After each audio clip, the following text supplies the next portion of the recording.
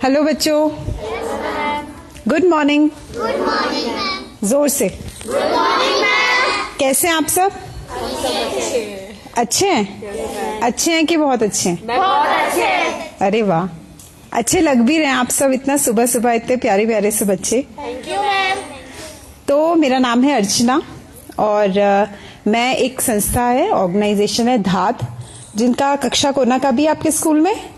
हाँ, तो मैं उससे आई हूँ। सर को तो आप पहचानते होंगे, सर तो पहले भी आए हैं, है ना? गणेश सुनियाल जी हैं, वो भी हमारी संस्था से हैं, साथी हैं, और मेरे साथ और भी मेरे दोस्त हैं, उनसे भी मैं आपको मिलवाऊंगी।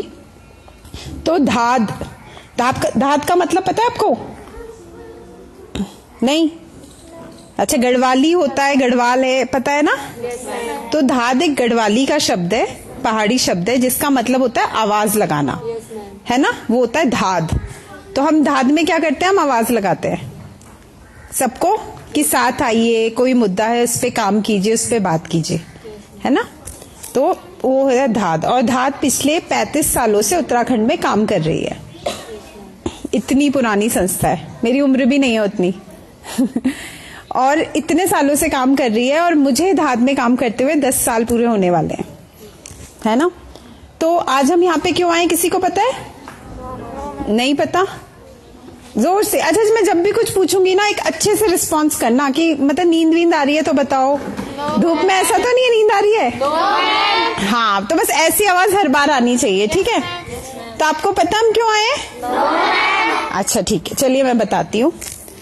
तो धात क्योंकि इतने सालों से काम कर रही है, बहुत सारे मुद्दों पर काम करती है, अलग अलग टीम्स है हमारी जो अलग अलग मुद्दों पर जाकर के काम करते हैं। तो जो मेरी धात की यात्रा शुरू हुई थी वो 2012 में, तब आप शायद काफी छोटे रहे होंगे। तो उस वक्त दिल्ली में एक दामिनी हत्याकांड हुआ था, निर्भया कांड, सबको पता है? हाँ, तो जब मैं भी उस वक्त छोटी थी, कॉलेज में थी, तो जब मैंने देखा कि ऐसा कुछ हुआ है, तो मुझे कहीं से पता चला कि धात है एक संस्था जो अच्छा काम करते हैं, और इस मुद्दे पे वो लोग बात कर रहे हैं। किस मुद्दे पे? महिला सुरक्षा के। वो हुआ था दामिनी हत्याकांड, उसका जो मेन मुद्दा था वो महिला सुरक्षा था, है ना? हम सब जानते हैं। तो तब से मुझे लगा कि मुझे भी इस मुद्दे पे काम करना चाहिए, और मैं धात के साथ जुड़ गई।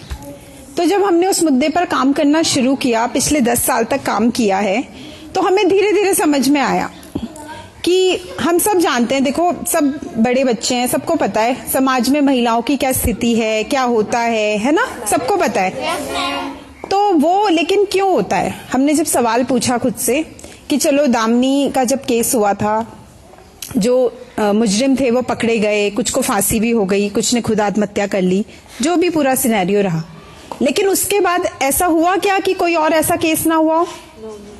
आए दिन होते हैं, हम हर दूसरे दिन सुन रहे हैं।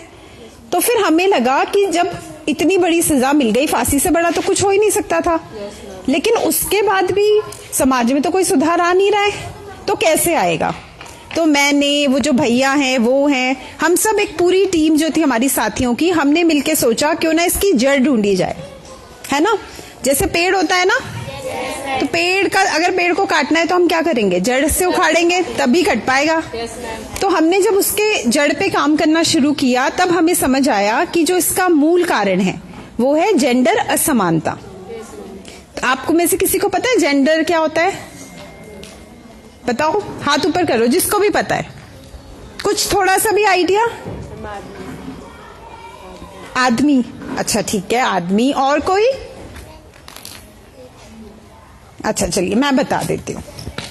तो जेंडर होता है ये कि आप देखोगे प्रकृति जो होती है ना, नेचर ने हम सबको बनाया ना, क्योंकि धर्म तो बहुत सारे हैं, देश बहुत सारे हैं, लेकिन हम देखेंगे तो सारी दुनिया किसने बनाई है? प्रकृति ने। सब कुछ नेचुरल है, नेचर है ना?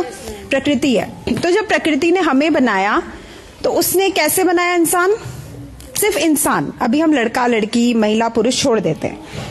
जब इंसान बने तो इंसान कैसे होते हैं? 2 आंखें होती हैं सबकी, सबकी एक नाक होती है, सबके 2 कान होते हैं, सबके हाथ कितने होते हैं? फिंगर्स कितनी होती हैं? एक हाथ में है ना? तो सब लगभग हम देखेंगे तो पूरी पृथ्वी पे जो सारे लोग हैं सब एक जैसे हैं, लेकिन किन्हीं भी दो लोगों की शक्ल कभी एक जैसी होती है? No ma'am. नहीं होती। अगर आइडेंटिकल ट्विंस छोड़ दे तो फिर किसी की भी शक्ल एक जैसी नहीं होती, सब अलग होते हैं। तो यानी नेचर क्या है?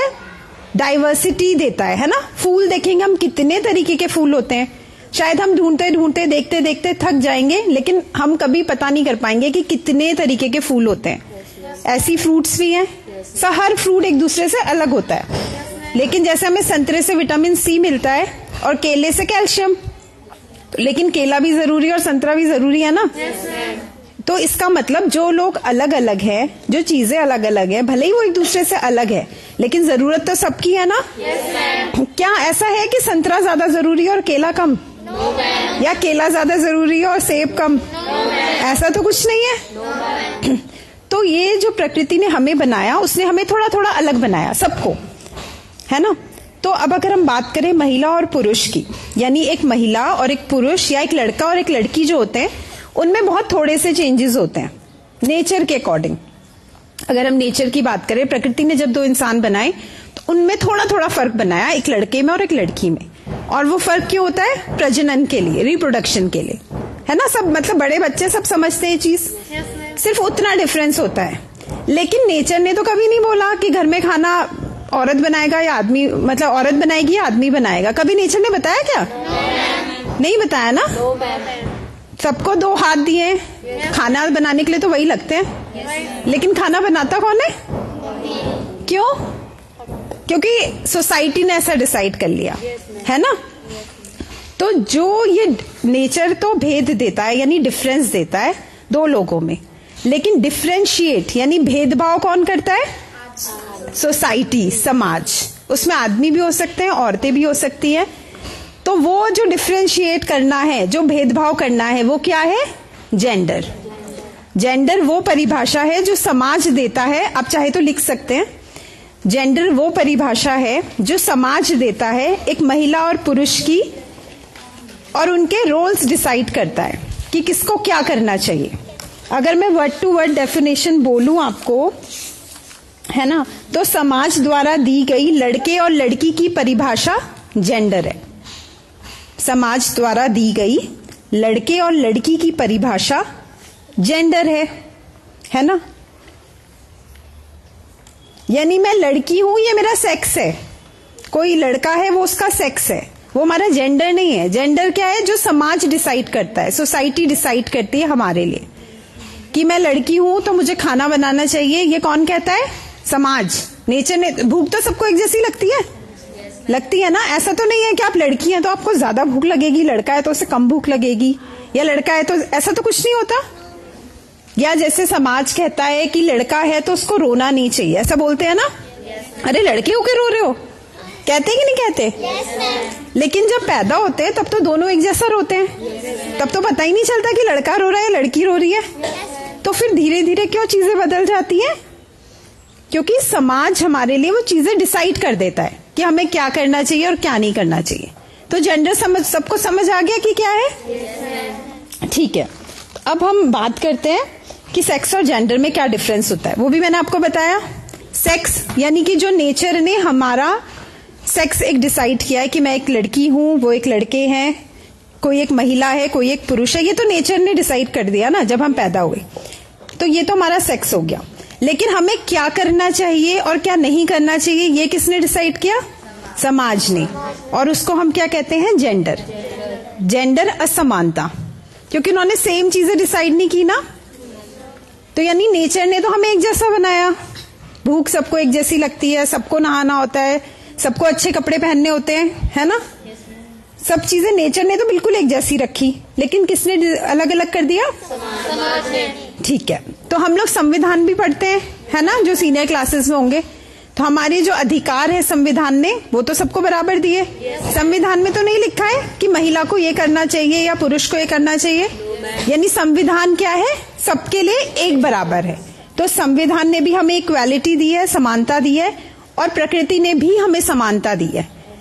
भेदभाव किसने कर दिया? समाज ने। तो यही डिफरेंस है सेक्स और जेंडर का।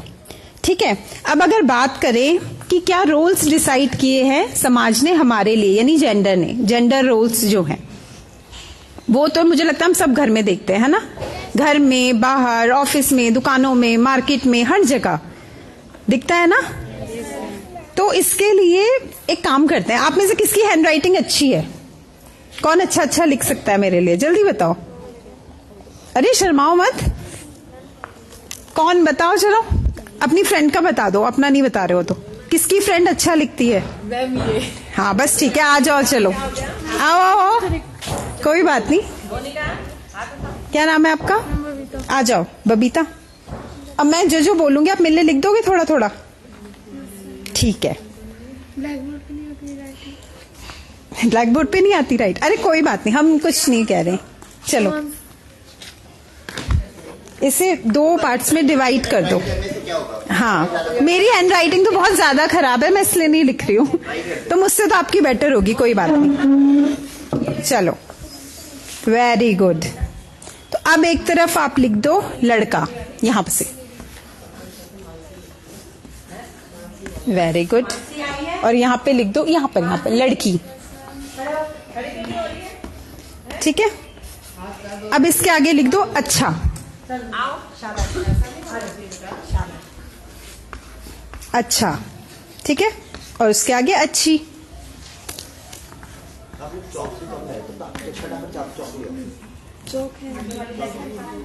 ठीक है। अच्छा लड़का और अच्छी लड़की।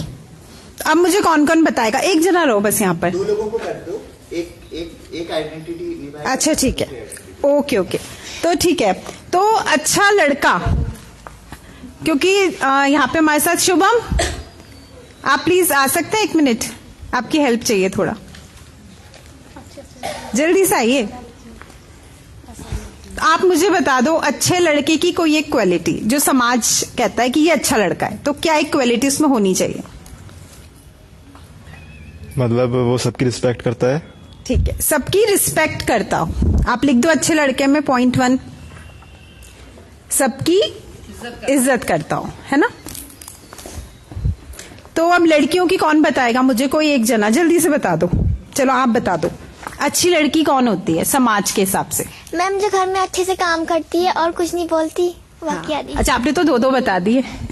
तो अच्छी लड़की में लिख दीजिए जो घर का काम करे, है ना। और दूसरा भी वैसे इन्होंने बोल दिया है, जो कम बोले, कम बोले। तो मैं तो बहुत ज्यादा बोल रही हूँ फिर आज। ठीक है, दूसरा पॉइंट भी लिख दीजिएगा, जो कम बोले, है ना। अब अच्छे लड़के का और कौन बताएगा? अच्छा हाँ जी। जो लड़का ताकतवर हो और परिवार को सुरक्षित रख सके। हाँ फिजिकली मतलब ताकतवर होना चाहिए, है ना। तो आप प्लीज अच्छे लड़के में लिख दीजिए ताकतवर हो, रक्षा करे, है ना, कॉमा करके रक्षा करे। और फिर और अच्छी लड़की के गुण, जो घर में ही रहे, बड़ों का कहना माने। अच्छी लड़की में बड़ों का कहना माने, ठीक है। और अच्छे लड़के के लिए गणेश सर थोड़ा सा आप भी बता दीजिए एक लाइन।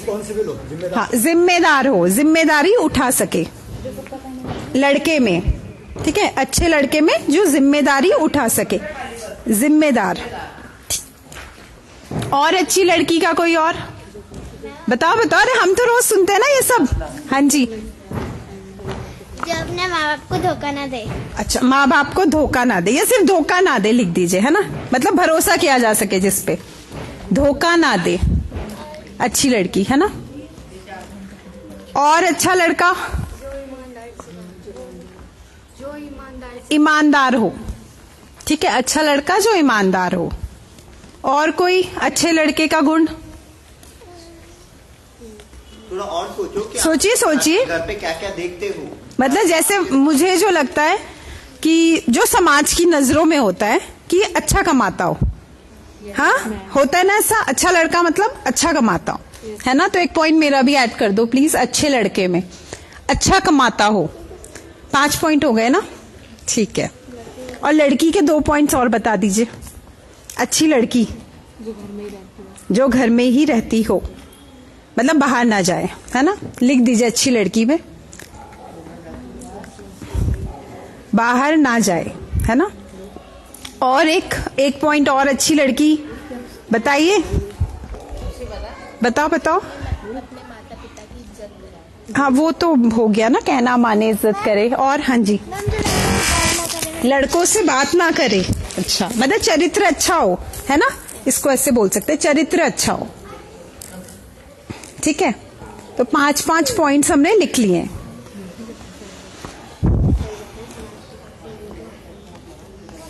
हाँ, मतलब समाज के हिसाब से बताना है ना हमें, तो हम पर्सनल क्या सोचते हैं वो अलग बात है। Thank you. क्या नाम है आपका? मानसी। मानसी। और Babita. Babita. Thank you so much. तो अब हम देखते हैं अच्छा लड़का क्या होता है, कौन है जो सबकी इज्जत करता हो, है ना, वो होता है अच्छा लड़का समाज के हिसाब से। यानी ये किसने डिसाइड किया? समाज ने। और जो लड़का ताकतवर हो, यानी फिजिकली स्ट्रांग होना चाहिए, है ना, बॉडी वॉडी अच्छी हो, लंबा चौड़ा हो, ताकि रक्षा कर सके। और क्या है? जो जिम्मेदार हो, मतलब परिवार की जिम्मेदारी उठा सके, है ना। और जो ईमानदार हो, यानी जो भी काम करे ईमानदारी से करे। और अच्छा कमाता हो, है ना, मतलब जॉब वॉब अच्छी हो, वेल सेटल हो, सैलरी अच्छी मिलती हो। अब बात करें अच्छी लड़की की, जो घर का काम करे, है ना, और जो कम बोले, और बोले तो धीरे बोले, है ना, जोर से तो बिल्कुल ना बोले, माइक पे तो बिल्कुल ना बोले। और धोखा ना दे, मतलब जिस पर भरोसा किया जा सके, माँ बाप की इज्जत रखे, है ना। और जो बाहर ना जाए, घर पे रहे, फालतू ना घूमे, मतलब। और चरित्र अच्छा हो। अब आप बताइए, एक लड़की होने के नाते आप इनमें से जो 5 गुण है, कौन सा गुण समझते हैं कि ये तो मुझ में होना चाहिए अपने लिए? चरित्र अच्छा होना चाहिए। तो क्या लड़कों का चरित्र अच्छा नहीं होना चाहिए? लेकिन लड़कों के लिए तो किसी ने नहीं बोला। हाँ, ऐसे क्यों? लड़कियों पे ज्यादा आवाज उठाई जाती है। और हमने एक देखा कि लड़की के लिए क्या कहा गया कि घर का काम करे। तो घर तुम में तो दोनों रहते हैं ना शायद, है ना। और मकान होता किसके नाम पे है? लड़के के नाम पे। तो फिर घर का काम लेकिन लड़की करे, ऐसा क्यों? हाँ, जॉब भी कर रही हैं आजकल, है ना, और घर का भी करती है। लेकिन ये क्या नेचर ने ऐसा बोला? समाज ने बोला। तो ये हमारे जो रोल्स हैं, जो हमसे उम्मीद की जाती है, वो किसने डिसाइड किया? समाज ने, है ना। और जैसे हमने कहा ईमानदार हो, तो क्या लड़का, सिर्फ लड़का ईमानदार होना चाहिए? लड़कियों को अपना काम ईमानदारी से नहीं करना चाहिए? या अगर हम कहते हैं ताकतवर हो, रक्षा करे, तो क्या सिर्फ लड़के को होना चाहिए ताकतवर? लड़कियों को नहीं होना चाहिए? होना चाहिए ना। बल्कि मुझे तो लगता है लड़कियों के लिए तो ज्यादा जरूरी है ताकतवर होना, अपनी सुरक्षा करना, है कि नहीं है? और जिम्मेदार हो, यानी जिम्मेदारी उठा सके। तो क्या लड़कियों को नहीं होना चाहिए जिम्मेदार? होना चाहिए। घर की जिम्मेदारी दोनों को उठानी चाहिए। तो यानी जो समाज कहता है सब बकवास है? है कि नहीं है? तो जोर से बोल दो यार। हाँ, तो यानी ये सब जो है, ये भेदभाव है जो समाज ने किए हैं, हमारे लिए डिसाइड, हमारे लिए तय करे हैं। तो मैं तो माइक पे खड़े होके बोल रही हूँ, काफी जोर से बोल रही हूँ, और मैं तो बाहर आ रखी हूँ घर से, और घर का काम भी नहीं करके आई, तो मैं तो फिर इसमें गई हुई नहीं। और चरित्र तो अभी आपको क्या पता एक दिन में, है ना। तो फिर मैं तो इसमें फिट ही नहीं बैठती, है कि नहीं है? हाँ, नहीं, कोई कुछ कह रहा था यहाँ से। हाँ जी, बताओ बताओ। अरे बोलो, कोई बात ही तो करना है आपसे। मैम कह रहे थे हम भी कहाँ फिट बैठते। आप भी नहीं बैठते? लो, फिर तो समाज में अच्छी लड़कियां बची नहीं है ना। क्या आप में से कोई ये अच्छी लड़की बनना चाहता है, जो कम बोले, घर का काम करे, है ना, बाहर ना जाए, घर पे ही रहे? हमें बनना है ये? जोर से बोल दो फिर सबको। जो लोग ऑनलाइन भी देख रहे हैं उनको भी समझ में आना चाहिए कि हमें ये लड़की नहीं बनना है ना। हमें तो आवाज भी उठानी है, जोर से भी बोलना है, बाहर भी जाना है, काम भी करना है, सब कुछ करना है। करना है कि नहीं करना है? इसीलिए तो हम स्कूल आए हैं, पढ़ाई कर रहे हैं, ताकि हम पढ़ लिख जाए, अपने पांव पे खड़े हो, ताकतवर बने, जिम्मेदार बने, अपना काम ईमानदारी से करें और बाहर भी जा सके, है ना। तो जो ये हमारे लिए रोल्स, हमारे लिए काम जो समाज डिसाइड करता है, उसको हम कहते हैं जेंडर रोल्स, यानी भेदभाव किया जाता है ना। देखिए, अब कई लोग कहते हैं कि नहीं, महिलाएं खाना ज्यादा अच्छा बनाती है इसलिए उनको बनाना चाहिए, कहते हैं ना ऐसा। लेकिन आप देखो तो बड़े से बड़े होटल्स में शेफ कौन होते हैं? तो फिर ये कैसा लॉजिक हुआ? हाँ, कोई बता सकता है मुझे? अगर वाकई में ऐसा है कि महिलाएं ही अच्छा खाना, वो कहते हैं प्राकृतिक देन है कि महिलाएं अच्छा खाना बनाती है, ये तो कुदरत ने दिया है, कहते हैं ना ऐसा। लेकिन अगर ऐसा है तो फिर इतने बड़े बड़े शेफ मेल्स क्यों हैं? संजीव कपूर है ना, कुणाल हैं, बहुत सारे हैं ऐसे, हाँ, राजीव बरार हैं, सब देखते होंगे वीडियोस, है ना। तो वो सब मेल्स क्यों है, पुरुष क्यों है, महिलाएं क्यों नहीं है? अगर सबसे अच्छा खाना महिला ही बना सकती हैं तो देखिए फर्क, जहां पे फ्री में खाना बनाना है तो किसको बनाना है? महिला। लेकिन जहां पे बहुत अच्छी सैलरी मिलने वाली है, और ये भी किसने डिसाइड किया है? तो यही है जेंडर अनइक्वालिटी, यानी जेंडर असमानता, जिसके लिए हम बात कर रहे हैं कि नहीं होनी चाहिए, है ना। समाज में कैसा होना चाहिए? समानता होनी चाहिए। और ये अधिकार हमें कौन देता है? हमारा संविधान देता है, देता है ना।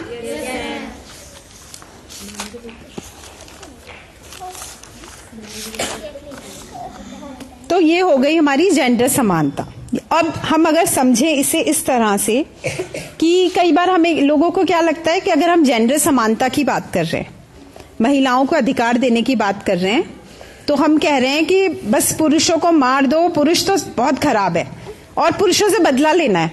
ऐसा कहा क्या किसी ने? नहीं ना। आप देखेंगे तो मैं तो अकेली आई हूं टीम से, मेरे साथ तो 3 पुरुष साथी आए हैं। वो क्यों भड़काने आए हैं फिर, आपको बताओ? अपने ही खिलाफ, है ना।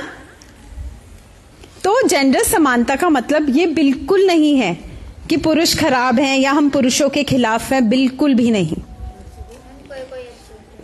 कोई कोई अच्छे होते हैं और वो सिर्फ इंसान होते हैं, इंसान अच्छे और बुरे होते हैं। महिला अच्छी और बुरी नहीं होती, या पुरुष अच्छे और बुरे नहीं होते। ये फर्क हमें समझना है कि दुनिया में 2 तरह के लोग होते हैं, अच्छे और बुरे। फिर वो महिला हो या पुरुष हो, कोई फर्क नहीं पड़ता, है ना। या हम सुनते हैं, कई सुनते हैं ना टीवी सीरियल्स में, बहुत आजकल वो होता है कि औरत ही औरत की दुश्मन होती है, सुना है? कहते हैं ना ऐसा। हम कहते हैं बताओ, सास नहीं तो करा बहू को परेशान, औरत ही तो नहीं जीने देती, है ना। ऐसी तो सब सुनते हैं। फिर हम भी चुप हो जाते हैं, यार अब क्या बोलें, अब तो बोलती बंद हो गई। साजिश, कमौलिका, यही चल रहा है ना। एकता कपूर के सीरियल होता है कि नहीं होता है? तो ऐसा क्यों होता है? औरत ही औरत की दुश्मन क्यों बन जाती है, बताइए। अच्छा, आप लोगों ने पितृसत्ता सुना है शब्द?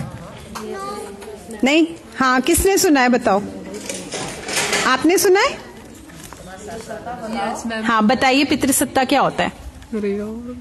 अरे शर्माओ मत। समाजशास्त्र के बच्चे कौन है? बता भाई बबीता। बताओ।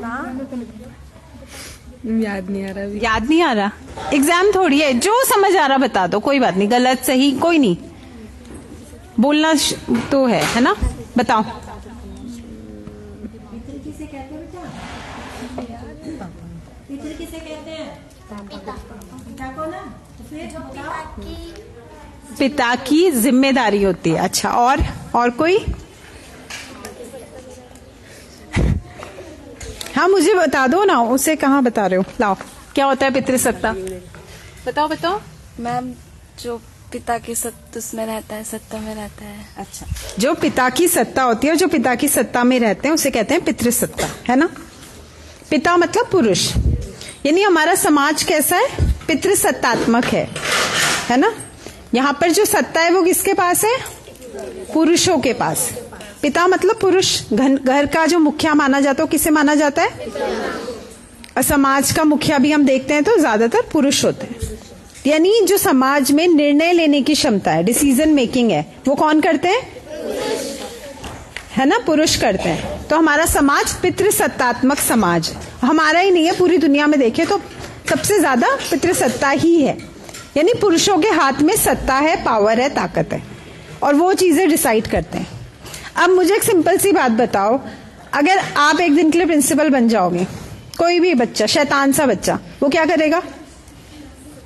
सारे रूल्स ही चेंज कर देगा ना। बोलो क्लास की कोई जरूरत नहीं, आज खेलो पूरा दिन, है ना, क्योंकि आपके पास ताकत है। तो आप क्या सोच के करोगे कि जो आपके लिए ठीक हो, जिसमें आपका फायदा हो, जिसमें आपको मजा आए, करोगे ना। हर कोई यही करेगा।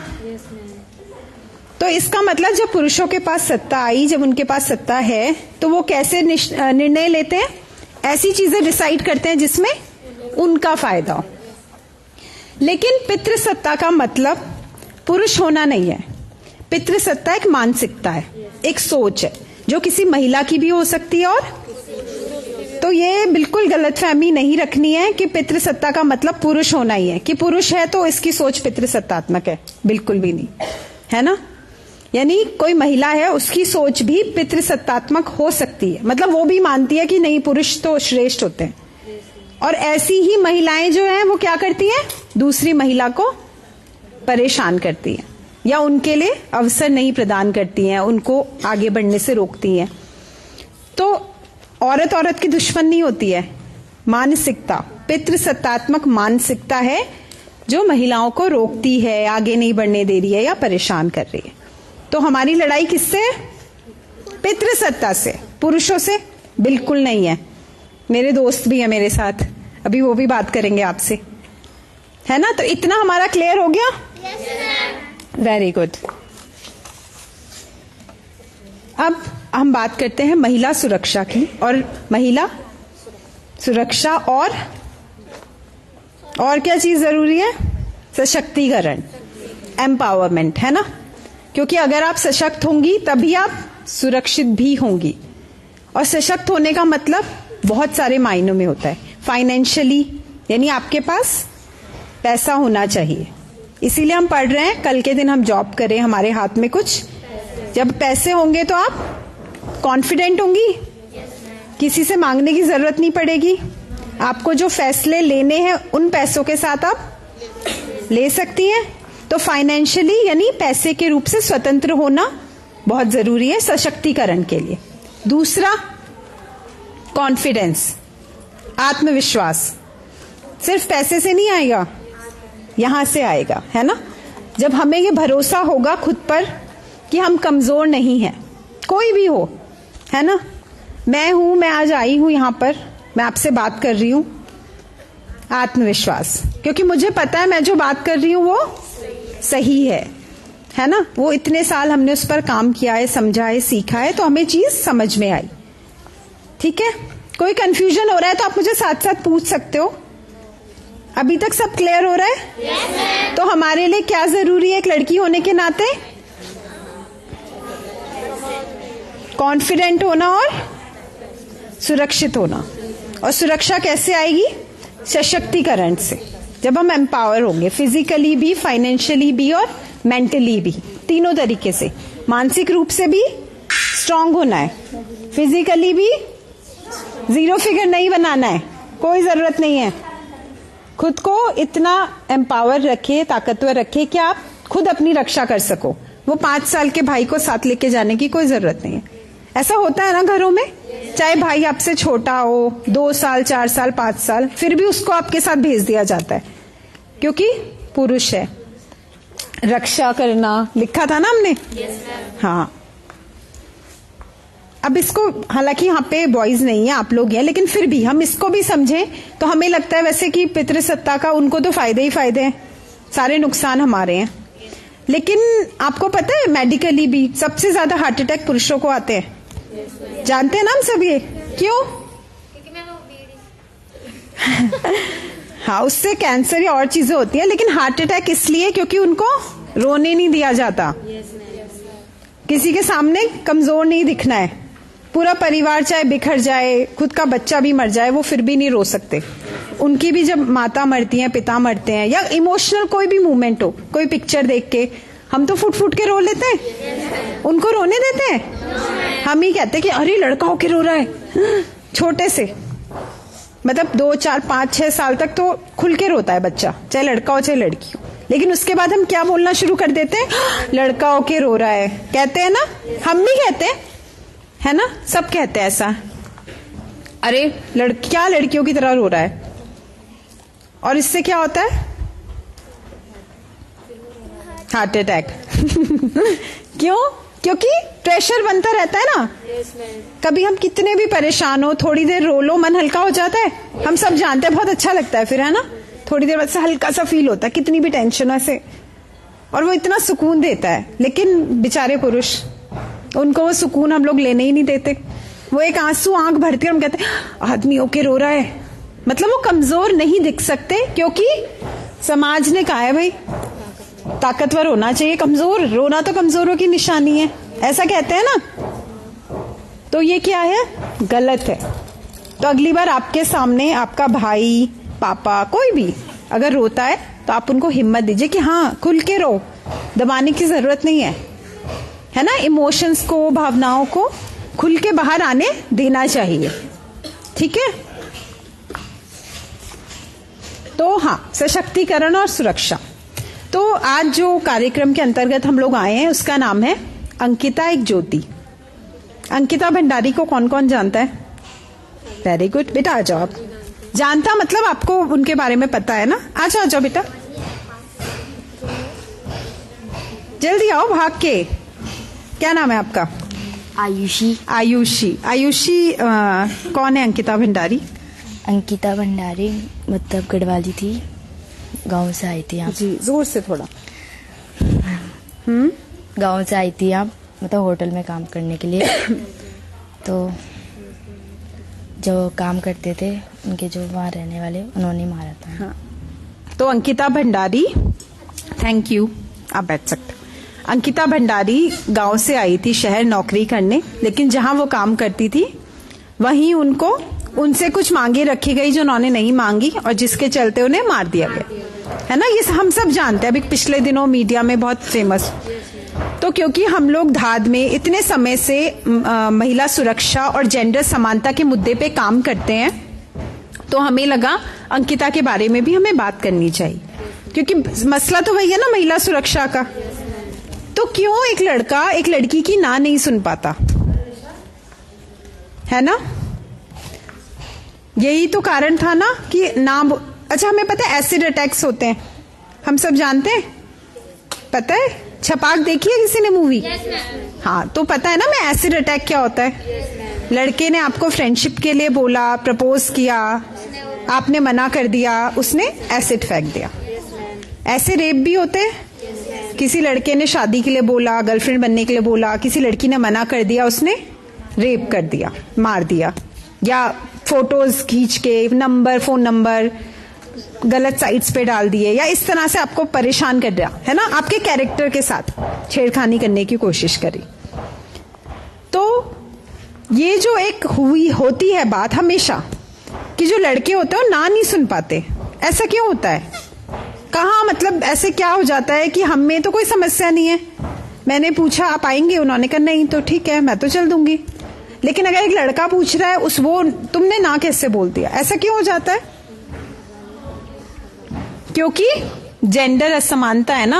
उसको बचपन से सिखाया ही नहीं ना सुनना। राजा बेटा, कुल का दीपक, राजा बाबू, जो जिद करेगा वो पूरी हो जाएगी, ऐसी तो होता है ना घरों में। दूध अगर एक ही गिलास है तो किसको मिलेगा? सबके घरों में होता है ना। हाँ, अच्छी बात है जिनको मिलता है। बट अधिकतर घरों में कहीं ना कहीं ये भेदभाव होता है। तो क्योंकि हम बचपन से अपने बेटों को, अपने भाइयों को, लड़कियां भी करती हैं ऐसा कि अगर छोटा भाई है तो हम खुद ही कह देते हैं अरे मम्मी कोई नहीं, उसको दे दो ना। क्योंकि हम भी कहीं ना कहीं बचपन से हमें समझा दिया जाता है कि लड़के ज्यादा जरूरी हैं, वो खानदान का नाम चलाएंगे, ऐसा होता है ना। लेकिन क्या ये सही है? तो सबसे पहले क्या करना है, हमें खुद से सवाल पूछना शुरू करना है। जब तक हम खुद से सवाल नहीं पूछेंगे तब तक दूसरों किसी को कोई आफत नहीं आई है कि वो आके हमारी हेल्प करेंगे, जब तक हम खुद की हेल्प नहीं करेंगे। जिस दिन आप खड़े होकर सवाल पूछोगे उस दिन 2 लोग और साथ खड़े हो जाएंगे कि हाँ आप सही कह रहे हो। इसलिए जरूरी है सवाल पूछना, है ना।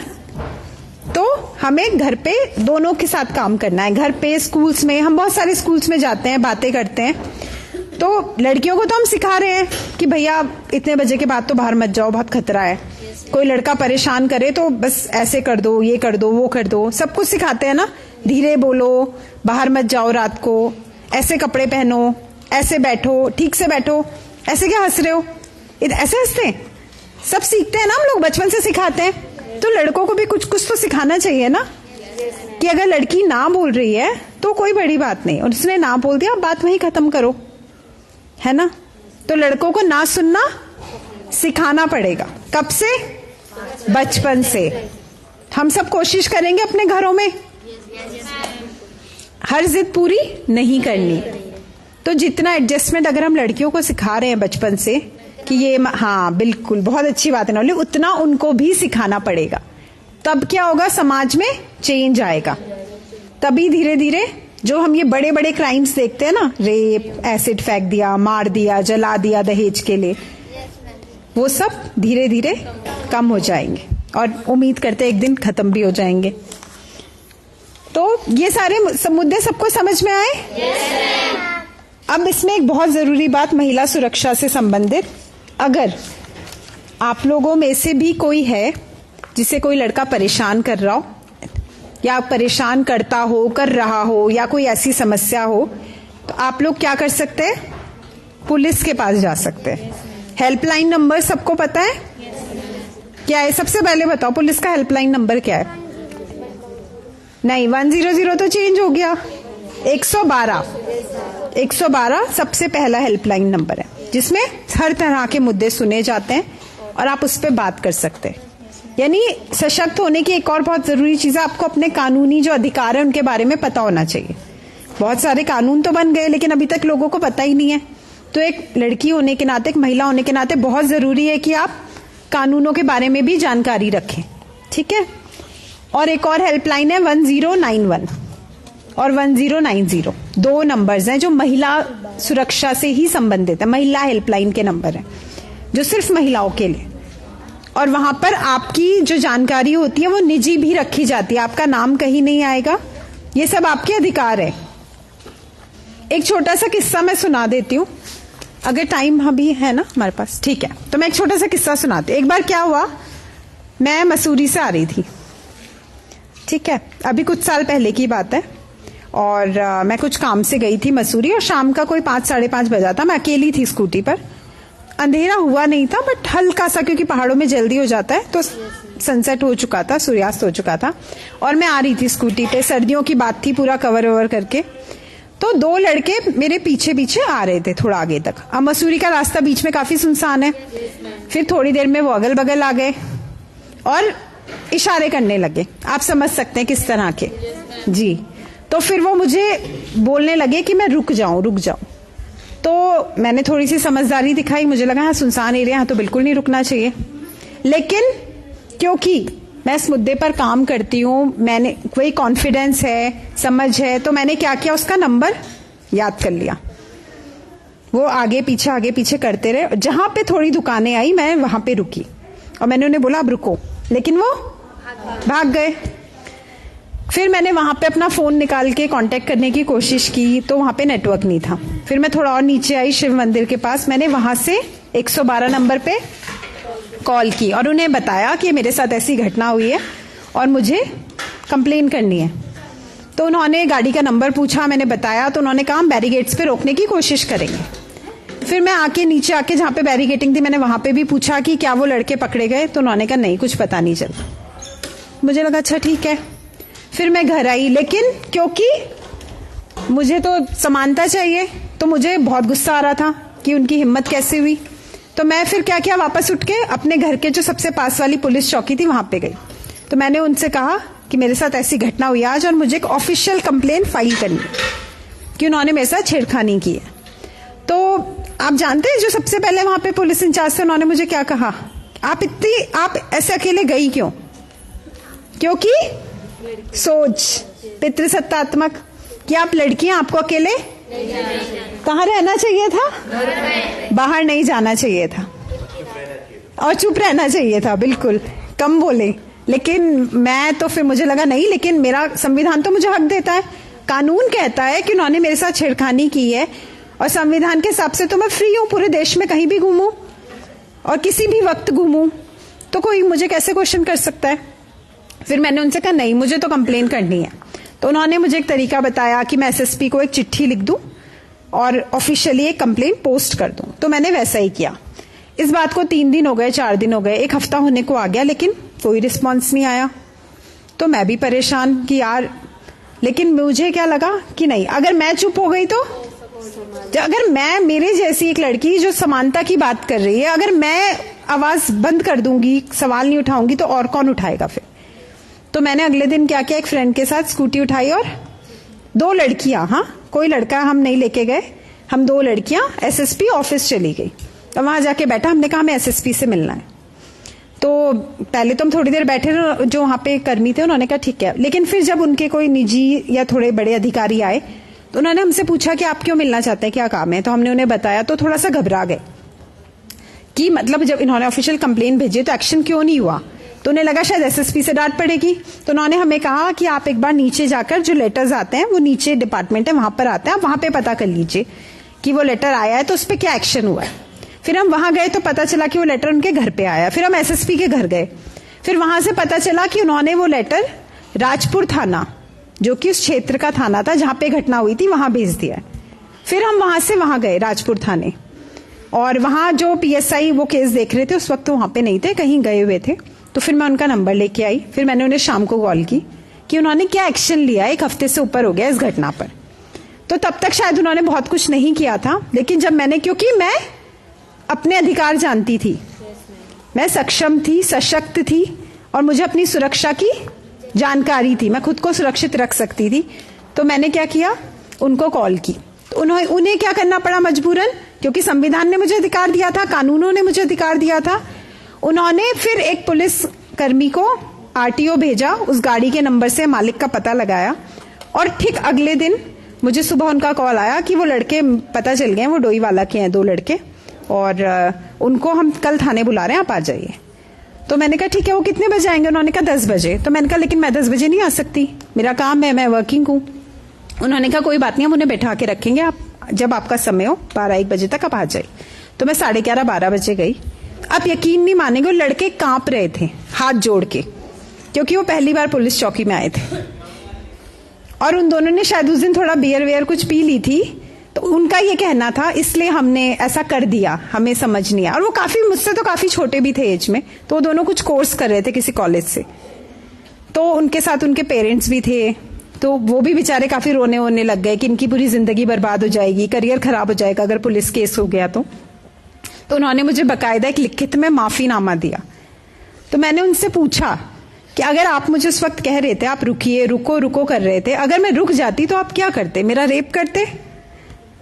तो वो लड़के रोने लग गए, वो कांप रहे थे, वो इतना डर गए थे। तो उन्होंने, फिर वो मुझे कहते नहीं दीदी हम ऐसा कुछ नहीं, हम तो बस ऐसे ही पी रखी थी, ये वो करके। फिर उनसे मैंने माफीनामा लिखवाया, उनके घर वालों ने भी पूरे साइन वाइन करे। उसके बाद उन्हें फिर भी कुछ घंटे बैठा के रखा, पुलिस वालों ने 2-4 थप्पड़ भी मारे। उसके बाद वो घर गए। तो आपको लगता है इसके बाद वो किसी और लड़की के साथ ऐसा करेंगे? नहीं करेंगे मेरे ख्याल से, कुछ साल तो बिल्कुल नहीं। तो इसलिए ये करना जरूरी है, इसलिए हमें अपने अधिकार पता होना जरूरी है। लेकिन मैंने भी उस दिन आके घर पे ये बात नहीं बताई, क्योंकि मुझे भी लगा यार मैं घर पे बताऊंगी, पता नहीं घर वाले भी शायद मुझसे ही बोलेंगे कि तुम गई क्यों, है ना। लेकिन आज मैं, ऑनलाइन चल रहा है, शायद बहुत सारे लोग देख रहे होंगे, लेकिन अब मैं बहुत प्राउडली ये बात बताती हूँ। अब मुझे बहुत अच्छा लगता है कि मैंने ऐसा किया, और हर किसी को ऐसा करना चाहिए, डरना नहीं चाहिए। पुलिस हमारी हेल्प करने के लिए, आपको बस अपने अधिकार पता होने चाहिए, तो उसके बारे में भी हमें पढ़ना चाहिए, ठीक है।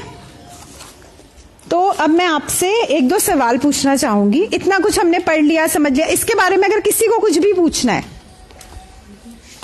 किसी को कुछ, चलो तो मैं पूछ लेती हूँ फिर। आप में से कौन बताएगा? कोई भी, चलो कौन बोलना चाहता है? ऐसे छोटे बहुत बेसिक सा सवाल है, ऐसा कुछ नहीं है, मतलब जो लिखा है उससे रिलेटेड नहीं है, टेस्ट नहीं हो रहा, घबराओ मत। आप आ जाओ, चलो हाँ आ जाओ, कोई बात नहीं, आओ। अरे ऐसे कुछ टेंशन लेने वाली बात ही नहीं है, आ जाओ, हम बात ही कर रहे हैं, बिल्कुल बेफिक्र होके आ जाओ बेटा। अच्छा आप मुझे बताओ, आपको पहली बार कब समझ में आया कि मैं एक लड़की हूं और दूसरा एक लड़का है? जो भेदभाव आपने कब नोटिस किया कि यार उसको तो ये मिल रहा है, मुझे तो नहीं मिल रहा है? बताओ। बचपन से। बचपन से? कितना बचपन? आपको लास्ट कब याद है कि आपने देखा था? यार जैसे मैं बताती हूँ, चलो मैं इसलिए बता रही हूँ कि आप लोग भी खुल के हमसे बात करो, है ना? तो मेरे घर में क्या था, हम लोग 4 भाई बहन हैं, तो दीदी बड़ी, फिर मैं, फिर मेरा 2 भाई है। तो जो मेरे से छोटा वाला भाई है उसमें और मुझ में सिर्फ 1.5 साल का फर्क है, तो हम लगभग बराबर के हुए।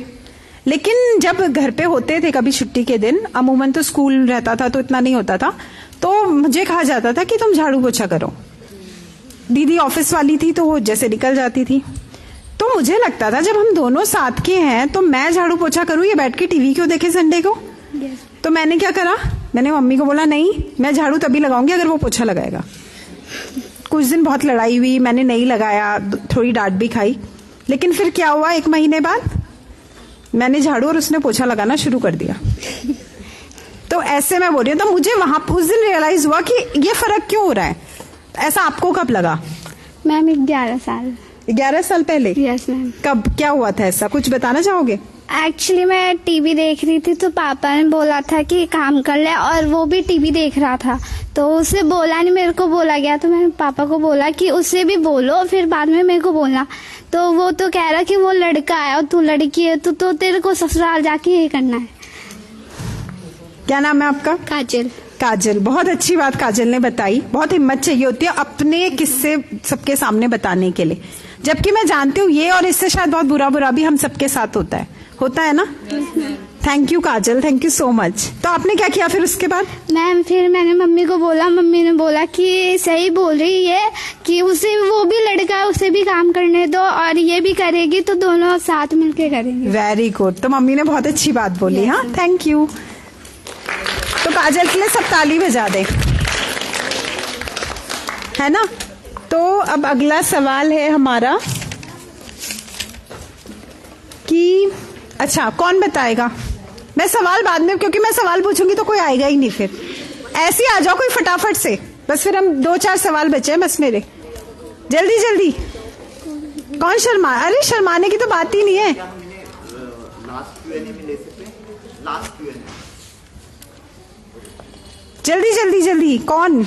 आ जाओ चलो, अब मैं खुद ही बुलाती रहूंगी, आप लोग खुद नहीं आओगे। जल्दी आओ फटाफट से, चलो। क्या नाम है?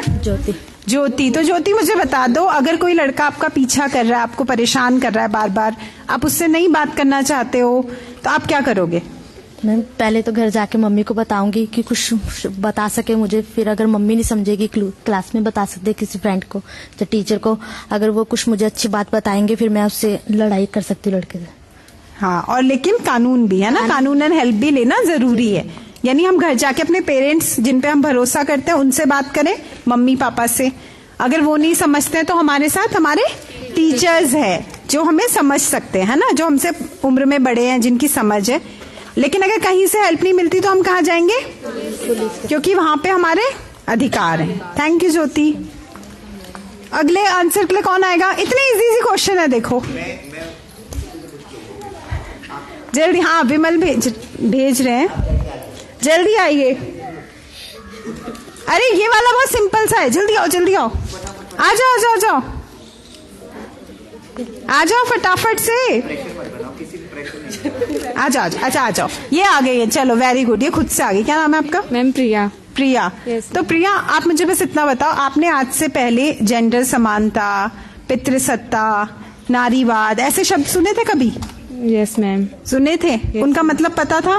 मैम नहीं, ज्यादा तो नहीं पता था, थोड़ा बहुत। ज्यादा नहीं पता था, थोड़ा बहुत, तो अब पता चल गया? Yes ma'am.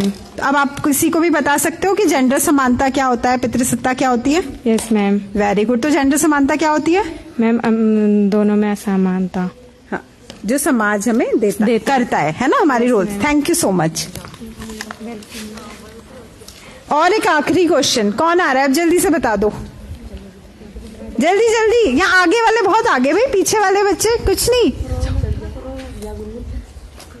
वो हाँ, आप आ जाओ, आ जाओ, आ जाओ, जाओ। हाँ, ये पीछे देख के जो हंस रही है, जल्दी आओ, जल्दी आओ, आ जाओ फटाफट से, भाग भाग के।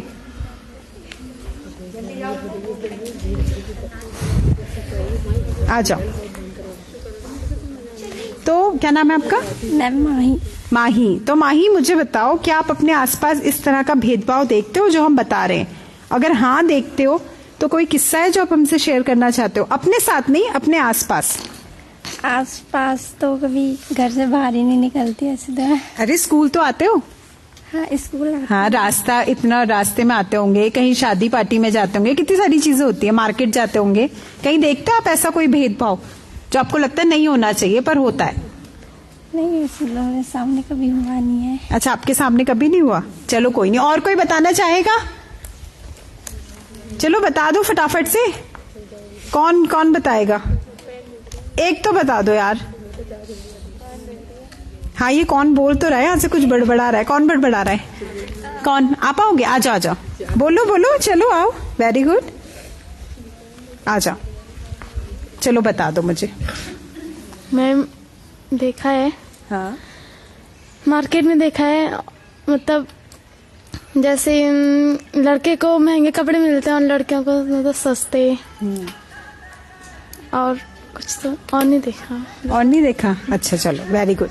तो उन्होंने देखा है नहीं, लड़कों पे ज्यादा खर्चा किया जाता है, खाने पीने से लेके, कपड़ों से लेके, पढ़ाई से लेकर, है ना, क्योंकि उन्हें घर चलाना है, वो घर देखेंगे। लड़कियों का क्या है, दूसरे घर जाएंगी, है ना। लेकिन ऐसा होता नहीं है, धीरे धीरे चीजें बदल रही हैं। और कौन बदलेगा? हम। जोर से बोलो, कौन बदलेगा? कब बदलेंगे? जब हम सशक्त बनेंगे, है ना। अब आप में से अगर किसी को भी कोई सवाल पूछना है तो आप लोग पूछ सकते हो, कुछ भी नहीं। चलो, अब लास्ट तक भी अगर किसी को कुछ पूछना होगा तो आप लोग पूछ सकते हैं। और आई होप आप लोगों को अच्छा लगा हमारी बात सुन के, है ना।